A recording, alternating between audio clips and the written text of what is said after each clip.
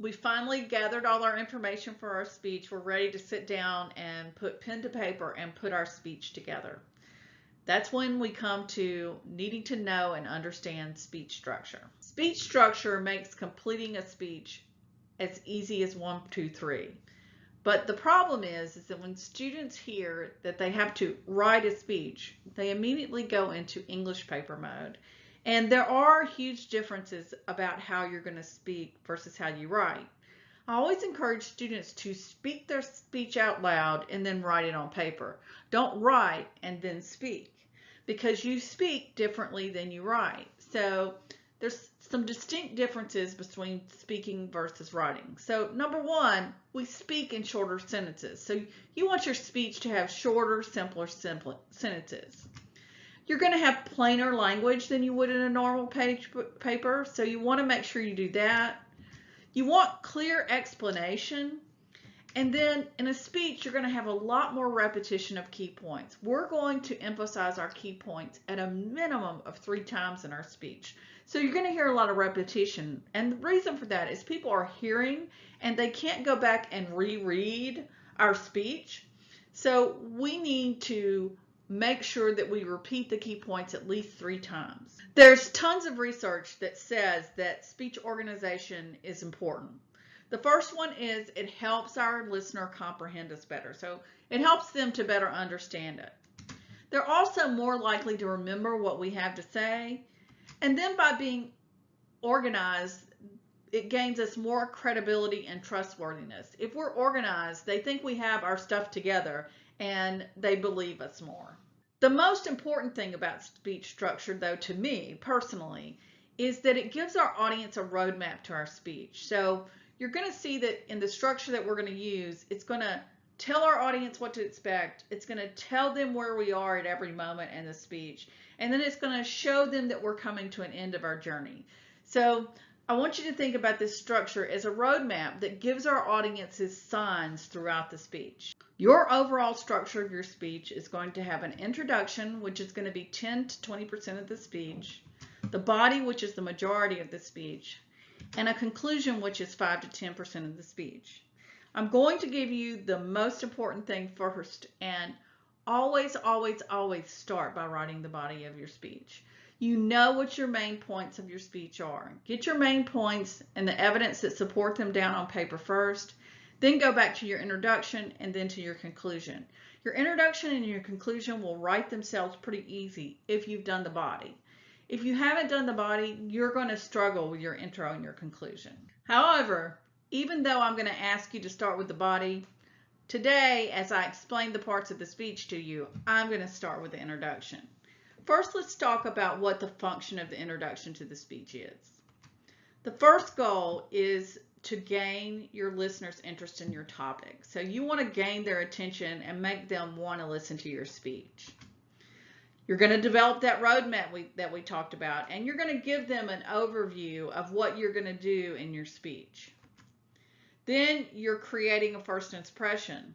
Hopefully it's a positive one, and you want to do everything you can to help your audience believe that you are a credible or trusted person to give them the information that you're going to give them.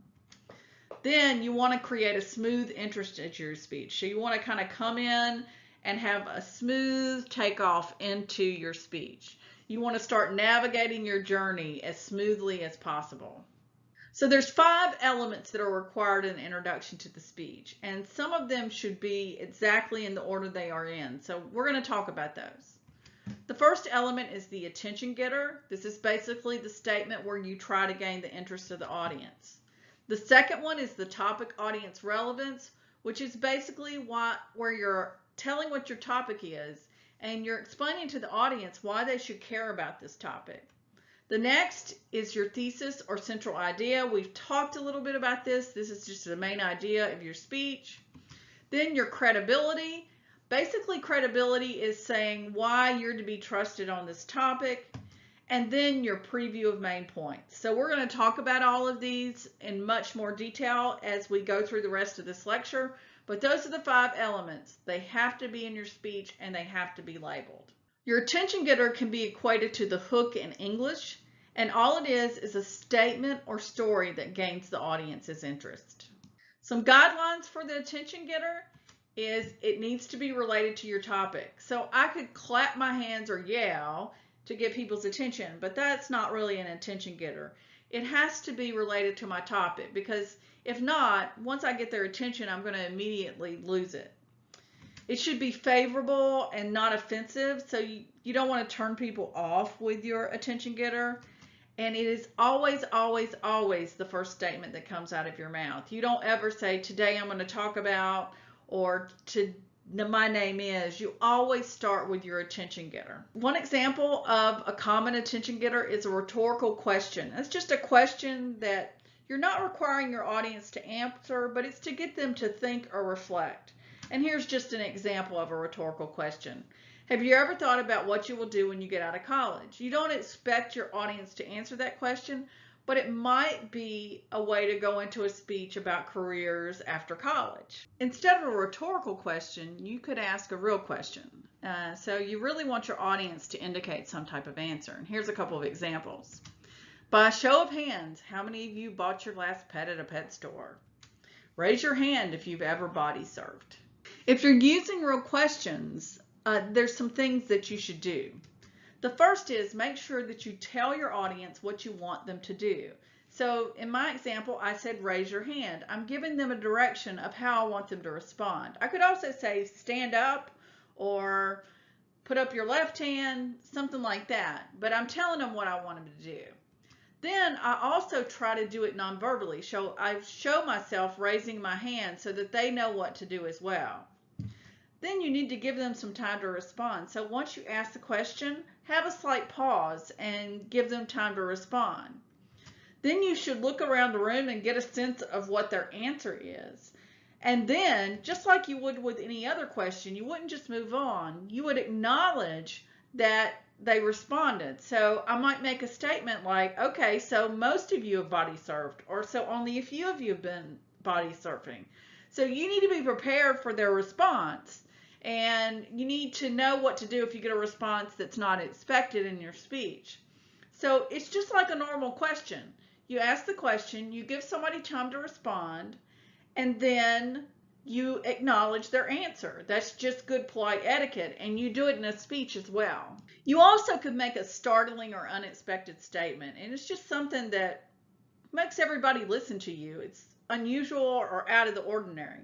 So these are some examples. Today I have a confession to make. Do you want to know a secret? And the truth is, we will all die one day. Those are all different examples of startling statements. You also can start your speech with a famous quote.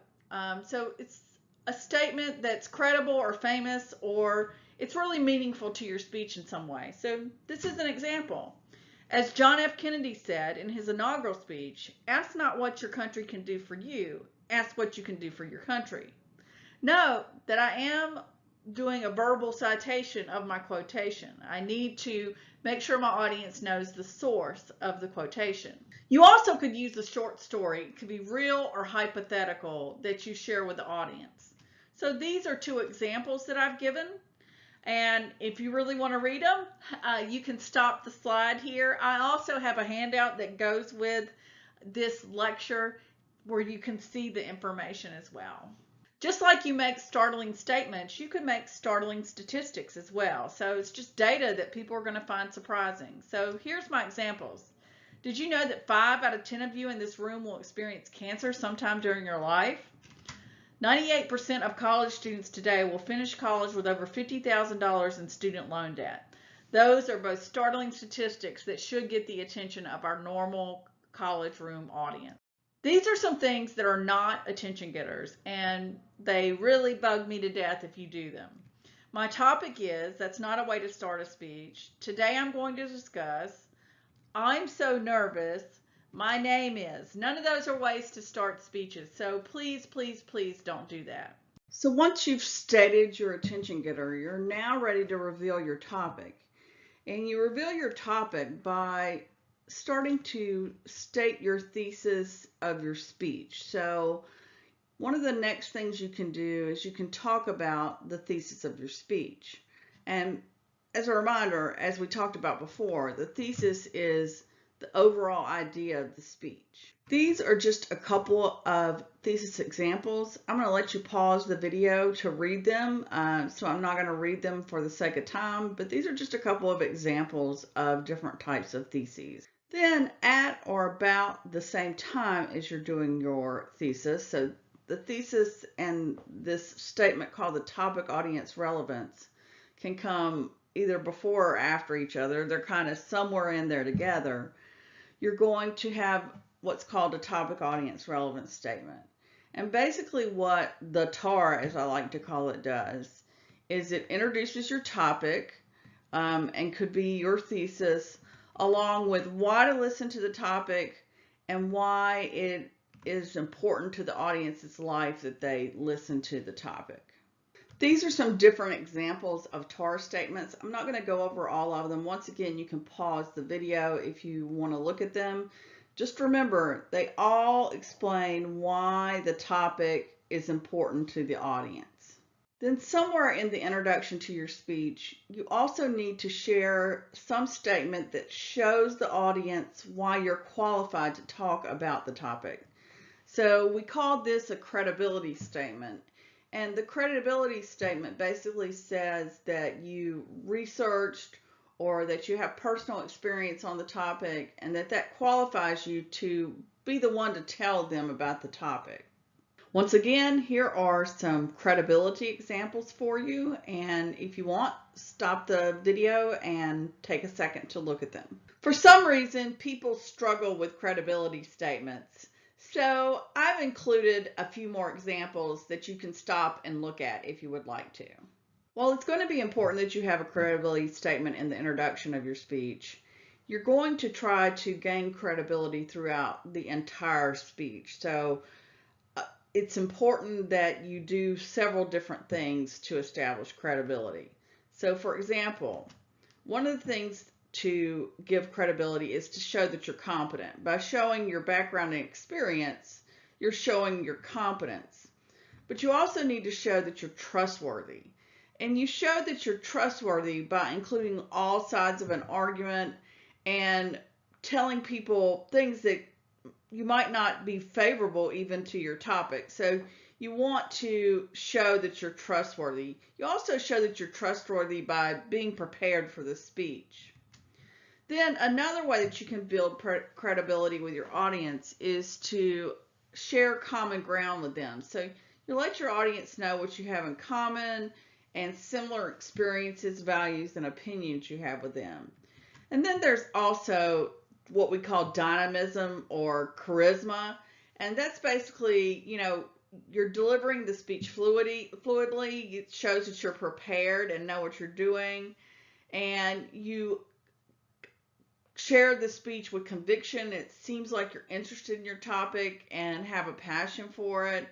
And then how you dress and how you carry yourself with confidence helps you to establish credibility in the speech. There's many, many ways to gain credibility. I'm just going to talk to you about a few different ones, and think about these as you're developing your speech. You can discuss your common experience with your audience. You can talk about your actual experience related to the topic. You can talk about information you've gained through research. You can make sure your speech is well organized. You can be prepared and deliver your speech well. You can dress appropriately for the speech. Make eye contact with your audience. In the US, we like to see contact about 80% of the speech. So that's huge. Answer questions of your audience appropriately. Support your arguments with credible evidence. And then use high quality sources and cite them in your speech. The next statement in the speech is the preview statement. And this is the last statement before you go into your introduction to your speech. And basically what it does is it gives the main points of your speech. The points should be in the order that you plan to cover them in your speech. Here are some examples of preview statements. Remember, the preview should be the last thing before you go into the regular body of your speech. So this is a sample introduction. In its introduction, I start out with a story as my attention getter. Then I move into my TAR statement of why my audience should care. And then I talk about my credibility, my thesis, and my preview statement. That's the order I do them in this speech. So go ahead and take a second and actually read this and see how I gain your attention with the story. Then I tell you why it's important that you have a plan of your own. Then I talk about my credibility, why I'm qualified to talk to you about this topic. Then I tell you what I'm going to tell you today. And then I give you the preview of the main points that I'm going to cover. So now, instead of going straight to the body, I want to jump to the conclusion because it's similar to the introduction in that it has just 3 elements instead of 5, but it has a number of elements and it's a pretty basic set structure. So let's talk first about some of the functions of the speech conclusion. If you remember from your introduction, we wanted to have a smooth takeoff into the body of our speech from our introduction. Well, now we want to have a smooth landing into the end of our speech. So that's one of the first functions of the speech conclusion. We also want it to give a sense of closure. We need to feel to the audience like we wrapped up the speech and it ended logically. We want to restate our thesis and our main points that we talked about in our introduction and then throughout the body of our speech. And we're going to have that closure statement that gives closure. In an informative speech, the closure statement is going to be called a clincher. In a persuasive speech, it's going to be called a call to action. There are 3 main elements to the conclusion: the break light, the summary statement, and the clincher or call to action based on what type of speech it is. Your brake light is like a road sign that says that the road is coming to an end. So the brake light is going to indicate that your speech is coming to an end. Here are a couple of examples of brake lights. Let me end by saying, hopefully now you're clear. In conclusion, let's close by. Once you've given the brake light that indicates that you're coming to an end, you want to summarize your key points and thesis very, very briefly. You don't want to re-go through the whole body of your speech. It's almost like you are doing the mirror of what you did with the thesis and preview in the introduction. These are some examples of summary statements that you can have in your speech. Notice I have my brake light already with these summary statements. Also, it includes both the thesis and the main points. Now all that's left in the speech at this point in your conclusion is the final statement. And basically that statement brings the speech full circle. It tells the audience what you want them to do as a result of your speech. And there's 2 different types of final statements. You have a clincher, which is in your informative speech, and it simply is just a true just final statement. Where in a persuasive speech, you have a call to action that tells the audience what you want them to do because you've persuaded them on your topic. It gives them a specific course of action. So the purpose of the clincher is to give psychological unity to the speech. It just wraps it up in a bow. Clinchers really need to be something that's unique and creative and kind of fun, almost like the opposite of an attention getter at the end of the speech. Here are some different ideas of things that you can use for clinchers. You can return to your attention getter, as I said before. You might have a final quote, you might have a final thoughtful statement, or even you might end with a question for your audience to consider. Then you remember that call to action, that action that you want your audience to take in a persuasive speech. Let's talk about a couple of those examples too. These are just a couple. On November 9th, vote for me, eat organic, donate blood, buy this product, sign here, sign this petition. In all of these, you're asking people to do something specific. So it's not just kind of general reflection, it's something they're actually going to do as part of their life. So here for you guys is an example of a conclusion with a brake light, a summary of the thesis and the main points, and then a clincher statement at the end. This is another example with a clincher at the end. It's a little bit different type of speech, and it ends with more of a quote. So here are some tips for the conclusion of your speech. You want your conclusion to be really fast. Remember, it's only 5 to 10% of your speech. So be direct and to the point. Don't wander in it. Don't start adding new information or speculating. Once you say your conclusion, do it and be done. Don't introduce new information in the conclusion. So you just want to make it very clear and simple. And then construct the conclusion last. So remember how I said do the body first, then do the introduction, then do the conclusion of your speech. Then, once you've completed your speech with your clincher or your call to action, because those are what you're going to talk about last, thank your audience. So, thank you for listening, or thank you for being here today. Some kind of statement that says, I'm really, really, really, really done. So now we come to the body of the speech. And remember that even though we're talking about the body last, you really should write it first because it's the main part of your speech. It shows all the information you're going to be covering.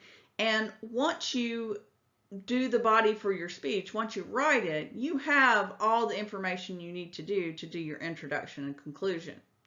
So just like your introduction and conclusion, there are certain functions that the body of the speech has. And basically, the body of the speech is going to provide the main information of the speech.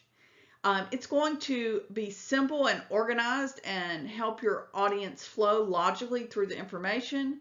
And it's going to give your claims that you're going to make about your topic, and it's going to give your evidence of those claims. One of the easiest ways to organize your speech is to make sure you have a strong organizational pattern. And think about the organizational pattern before you start writing your speech. So we talked about 4 organizational patterns when we talked about informational speaking, and that's topical, chronological, spatial, and cause-effect. So if you can decide which one your speech is first, you can just go by that pattern. So if it's chronological, I know I'm going to put things in time order. If it's spatial, I know I'm going to put them in how they occur in space. And if I know it's cause-effect, I know I'm going to have 2 main points, one the cause, one the effect. So you see there's 4 other patterns there. We haven't talked about those yet, and they're relative to persuasive speaking. So we'll talk about them when we get there. But I wanted to list them all here so that you know there's all kinds of different organizational patterns we can use. And the organizational pattern helps by thinking of which organizational first, and then just putting our evidence under each of the right places in our speech. These are some examples of main points in the body of a speech. Notice this speech is organized topically, and notice also the way I state these points. So one cause, the second cause, a final cause. Causes is the thesis of the speech. So our speech is all about the causes of obesity. And notice when I first state each main point, I link it to my thesis and the main point it is. So I call these like mini theses. I also call it parallel wording in the speech. So basically your main point should be your thesis plus the main point. So here are some tips or things that you should think about when you're doing your main points. First of all, to get your main points, you want to sort your research into logical categories, reasons why something happens, or steps. So you're going to have to take all the information that you gather and divide it up into basically little boxes of information. And so you decide what logically goes together. You want to keep things fairly separate, so you want to be distinct in each one of those main points. Then you really want to have no more than 2 to 4 main points. You need at least 2, and once you get over 4, you're starting to have some problems. You can have 5, but I would say the right answer is 2 to 4. You want to make sure you roughly spend the same amount of time on each main point in your speech. So you don't want one main point to dominate your speech and another one to be really short. That just seems weird to the audience. Each main point should be distinct and have its own information, and you shouldn't be talking about information all over the place in your speech. You want that parallel wording pattern that we talked about, which is basically the thesis plus the main point. You want to support your main points with stories, testimony, examples, statistics that we talked about when we talked about supporting information in your speech. And you want to vary that support. So you don't want all statistics, you don't want all stories, you don't want all testimony. You want to vary the different types. You want a story, you want a statistic, and you want some testimony. So now that you've got your body down on paper, you need to link the different parts of your introduction, your body, your conclusion, your main points, and even your subpoints together. You're going to do that using structural links. And these are basically statements or words that tie your speech together. They help you move fluidly through your speech. The function of structural links are to glue your speech together. So it glues the main points, it glues the subpoints.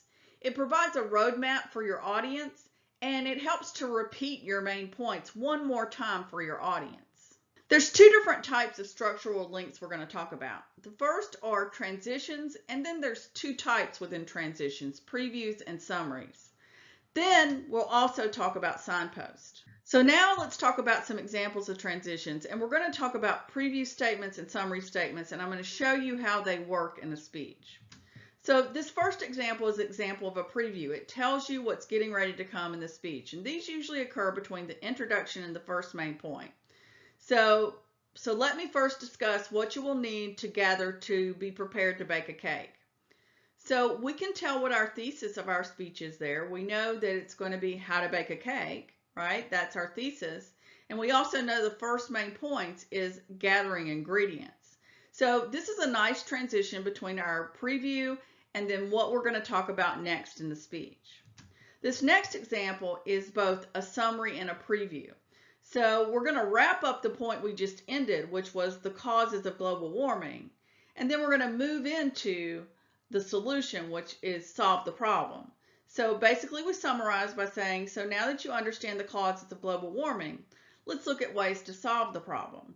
This is basically a problem solution speech, and this speech is about how to solve global warming. So we understand our thesis, we understand our main points that we're talking about.